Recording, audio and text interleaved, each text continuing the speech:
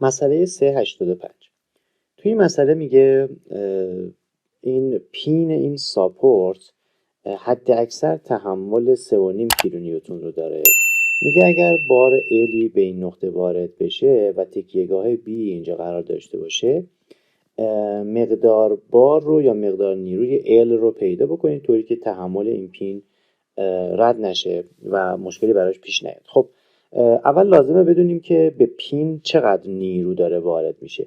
برای اینکه بفهمیم به پین چقدر نیرو وارد میشه میتونیم بگیم اینجا چون تکیهگاه از نوع غلطکی هست، اینجا هم ما یه همچین عکس العملی به سمت عضو A و B داریم و مقدار این نیرو رو پیدا بکنیم. برای اینکه مقدار FB رو پیدا بکنم من میام یه گشتاور مینویسم سیگما M هول O برابر با 0.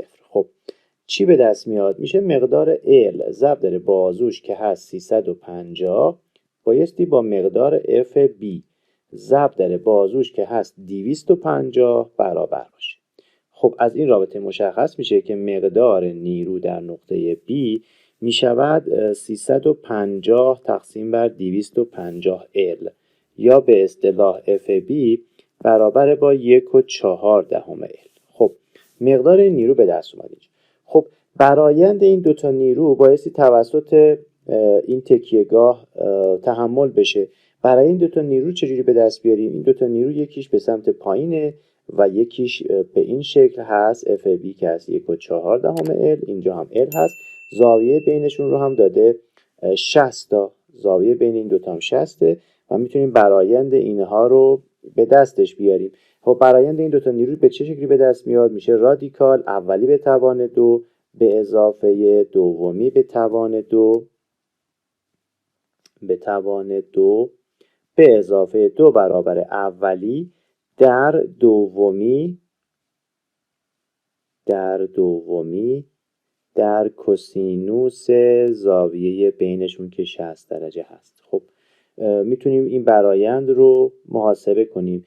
برآیندشون میشود L2 اینجا داریم، یه L2 اینجا داریم، L و L هم اینجا داریم. این L2 ها همه فاکتور گرفته میشه و از زیر رادیکال میاد بیرون، پس میشه L ضرب داره داخل رادیکال یه دونه یک داریم به خاطر L2 1.4 به توان 2 داریم، پس به اضافه 1.4 به توان 2 به اضافه 2 ضرب در 1.4 ضرب در کوسینوس 60. کوسینوس 60 میشه نیم یا 1/2 با این 2 ساده میشه، پس 1.4 باقی میمونه. پس به اضافه 1.4 لازمه که ازش رادیکال بگیریم، میشود تقریبا 2/800. پس مقدار برآیند میشه 2/800 L. خب الان 2/800 L رو بایستی مساوی قرار بدیم با حد اکثر تحمل این عضو 3.5.